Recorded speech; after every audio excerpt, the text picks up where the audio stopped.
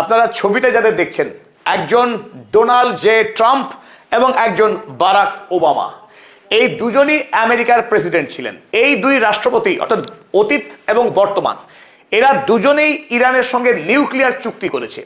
তো আপনার জন্য যেটি প্রশ্ন, এই দুই রাষ্ট্রপতির মধ্যে স্মার্ট কে বেশি বলতে হবে? তবে সাধারণভাবে মনে হতে পারে যার কাছে টাকা বেশি ডেফিনেটলি সেই স্মার্ট। ডোনাল্ড জে ট্রাম্পের কাছে আপনারা দেখছেন $300 বিলিয়ন একটা বিরাট টাকার স্তম্ভ রয়েছে। ওদিকে বারাক হুসাইন ওবামা, তিনি ছোট্ট একটা টাকার বান্ডিল নিয়ে দাঁড়িয়ে আছেন, 1.7 বিলিয়ন ইউএসডি। এখন গোটা আমেরিকা জুড়ে এই মুহূর্তে এই ছবিটি ভাইরাল। আমেরিকার প্রত্যেক নাগরিকের হোয়াটসঅ্যাপে ঘুরছে এই ছবি এবং বর্তমান সময়ে আলোচনার হট টপিক আমেরিকার সঙ্গে ইরানের শান্তি চুক্তি। এখন ডোনাল্ড ট্রাম্প বলছেন তিনি পৃথিবীর সবচাইতে বড় deal maker, he is the president of peace. তাহলে 2015 সালে যখন বারাক ওবামা ইরানের সঙ্গে নিউক্লিয়ার ডিল করেছিলেন, যে ডিলে ইরানকে বলা হয়েছিল কোনোভাবেই ইরান পারমাণবিক অস্ত্র তৈরি করতে পারবে না এবং ইরানে নিয়ম করে IAEA ইন্টারন্যাশনাল অ্যাটমিক এনার্জি এজেন্সির যারা পর্যবেক্ষক, তারা ইরানে গিয়ে পর্যবেক্ষণ করবে। আর এই চুক্তির নাম হলো joint comprehensive plan of action. এবং পরবর্তীকালে যখন ডোনাল্ড ট্রাম্প আমেরিকার মসনদে বসলেন রাষ্ট্রপতি হিসেবে, শুরু থেকেই তিনি বারাক ওবামাকে গালমন্দ করে এসেছেন যে তিনি হলেন একটা ফালতু রাষ্ট্রপতি, আমেরিকার সর্বনাশ করেছে, ইরানকে বরং পারমাণবিক অস্ত্র তৈরি করার সমস্ত সুযোগ করে দিয়েছে এই বারাক ওবামা। সুতরাং তিনি যদি রাষ্ট্রপতি হন, প্রথমেই যে কাজ করবেন, ইরানের সঙ্গে আমেরিকার যে চুক্তি হয়েছিল ওই JCPOA, ওই চুক্তির কাগজকে ছিঁড়ে কুটি কুটি করে ফেলবেন।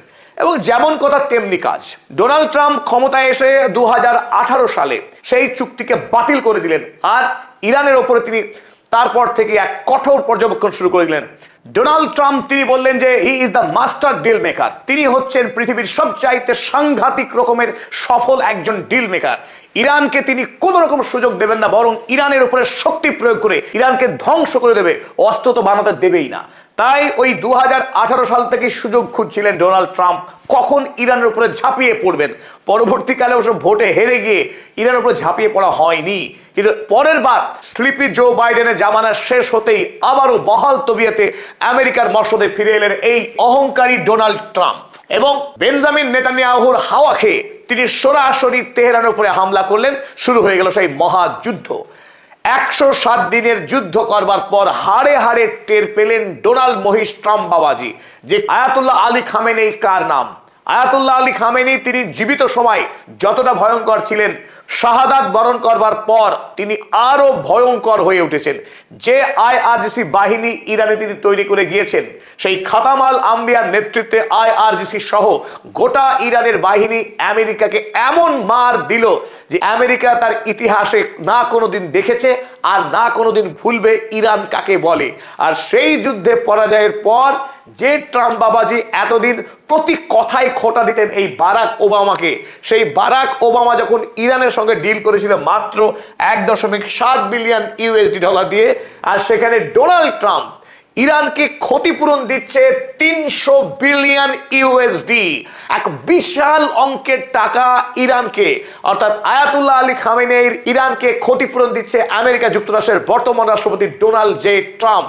তবে এখানেই শেষ না, ইরানের যে ফ্রোজেন অ্যাসেট $24 বিলিয়ন, যার অর্ধেকটা 19 জুন চুক্তি স্বাক্ষরের আগেই তুলে দেওয়ার কথা হয়েছে, আর বাকি $12 বিলিয়ন পরবর্তী 60 দিনের মধ্যে দিতে হবে ইরানকে। আর তারপরে মূল খেলা হচ্ছে এই $300 বিলিয়ন। আমেরিকা ইরানের উপরে হামলা করে যে সমস্ত ক্ষয়ক্ষতি করেছে তার প্রত্যেকটিকে ধরে ধরে আমেরিকাকে পুনর্নির্মাণ করে দিতে হবে। আমেরিকার জন্য এটা কম বড় শাস্তি? যে ডোনাল্ড ট্রাম্প ওভার স্মার্ট সাজতে গিয়েছিলেন, সেই ডোনাল্ড ট্রাম্প এই মুহূর্তে একেবারে ইঁদুরের ছাও হয়ে গেছেন। স্বাভাবিকভাবে একটি বিষয় কিন্তু বিশ্ববাসী বলছেন যে ইরান হলো সেই জাতি যে অহংকার একদম পছন্দ করে না। ডোনাল্ড ট্রাম্প শক্তি দিয়ে, হুমকি দিয়ে ইরানকে ধ্বংস করবার যে প্রয়াস নিয়েছিলেন, সেই প্রয়াস কার্যত ব্যর্থ হয়েছে। আর বর্তমান পৃথিবীতে এই মুহূর্তে বন্দিত যে জাতি, সেই জাতির নাম ইরানি জাতি। ইরানে আয়াতুল্লাহ রুহুল্লাহ খোমেনেই যে ইসলামিক রিপাবলিকের ভিত্তিপ্রস্তর স্থাপন করেছিলেন, সেই ভিত্তিকে আরো অনেক সুদৃঢ় করে গিয়েছেন আয়াতুল্লাহ আলী খামেনেই। আর বর্তমানে মুস্তফা খামেনেই ইরানের সর্বোচ্চ ধর্মীয় নেতা হিসেবে গোটা পৃথিবীকে ভেলকি দেখাচ্ছেন যে ইরানের শক্তি কতটা রয়েছে, যে দেশ আমেরিকার মতো সুপার পাওয়ারকে হেলা ফেলা করে এইভাবে হারিয়ে দিতে পারে মহাযুদ্ধে।